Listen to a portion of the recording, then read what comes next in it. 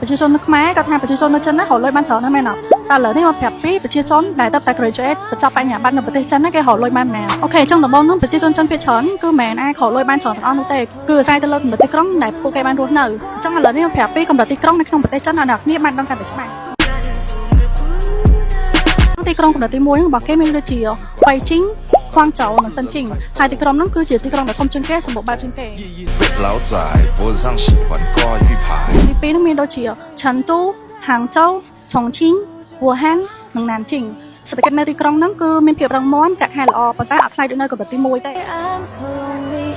ទី3នោះមានដូចជាហ្វូសាននិងតុងខ្វាន់ហើយប្រាក់ខែនៅទីនោះគឺមានតម្លៃសមរម្យហើយតម្លៃការរស់នៅនោះក៏ថោកជាងនៅកម្រិតទី2ដែរហើយបើទីក្រុងកម្រិតទី4វិញគឺជាទីក្រុងដែលតូចៗនិងទីប្រជុំជននានាហើយអ្នកនរគ្នាឆ្ងល់ថាសិស្សដែលបញ្ចប់ការសិក្សានៅចិននោះទទួលយកបានប្រមាណទៅនៅក្នុងមួយខែ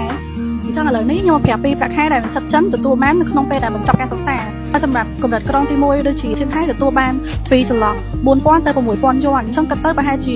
500ទៅ600ទៅដល់900បើក្រុងកម្រិតទី2វិញទទួលបានពី500ទៅ700សហរដ្ឋអាមេរិកហើយក្រុងកម្រិតទី3វិញគឺទទួលបានប្រហែលជា400ទៅ500សហរដ្ឋអាមេរិកក្រុងទី4វិញគឺទទួលបាន2000ទៅ3000យួនគឺប្រហែលជា300ទៅ400សហរដ្ឋអាមេរិកអូខេអញ្ចឹងលើកក្រោយបើមានអ្នកគេប្រាប់ថាឲ្យតែប្រជាជនចិនគឺរកលុយបានច្រើនហ្មងគឺអត់ទេគឺអាស្រ័យទៅលើកម្រិតទីក្រុងដែលពួកគេបានរស់នៅដូចជាកម្រិតទី1និងកម្រិតទី2គឺគេរកលុយបានច្រើនប៉ុន្តែកម្រិតទី3នោះគឺស្ទើរតែដូចនៅក្នុងប្រទេសកម្ពុជាហើយគឺទទួលបានពីចន្លោះ300ទៅ400ដុល្លារដូចគ្នាទេអញ្ចឹងសរុបមកប្រាក់ខែរបស់ជនជាតិចិនហ្នឹងគឺអាស្រ័យទៅលើកម្រិតទីក្រុងដែលពួកគេបានរស់នៅអញ្ចឹងបើសិនជាអ្នកនេះចង់ដឹងព័ត៌មានអំពីការងារឬមួយក៏តាក់ទងជាមួយនឹងក្រុមហ៊ុនចិនអាចតាក់ទងមកយើងបាន